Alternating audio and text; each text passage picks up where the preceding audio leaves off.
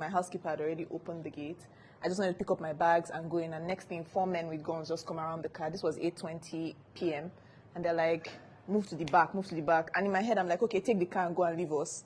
But they said they were going with us. And that's how they started driving out of Enugu. And at first, I came into the car with my knees on the ground. So I had my spirit just say, you might as well start praying. You're already on your knees. So I started praying. And then the kidnapper on the right said that I should not pray. That prayer is not going to save me today. That they already prayed before they came out. So I just kept praying. I didn't stop. On our way out of Asaba, I started talking to the one who was sitting where I was kneeling. And I said to him, I said, sir, you might want to put your leg on my back. I don't think you'll be comfortable like this till we get to Asaba. He was like, okay, are you sure? I said, yes. And that's how the conversation started. I started talking to them about purpose, God. As I was talking, the one in front said, sister, but things are hard.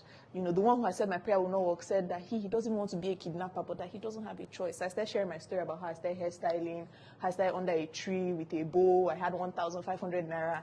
And now look at God answers prayers, that this is not why God created them.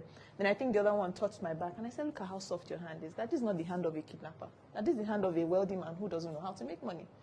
So I started talking, and eventually they stopped, and they said, you know what, I should tell them what I want to do. I said, first of all, I want to pray for you, but I want to bless you. Then after I've blessed you, just take me back to where you picked me from.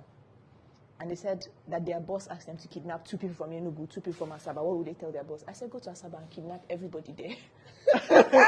And give it to your boss. I will give you transport money to go back to Asaba. So I gave them 50,000 to transport themselves. My clients actually did the transfer because I didn't have any cash on me. They searched my bag. They asked for my ATM card. The ATM was there. They couldn't see the ATM card. And I had just changed dollars and put in that particular card. They flipped my bag upside down. No card fell out.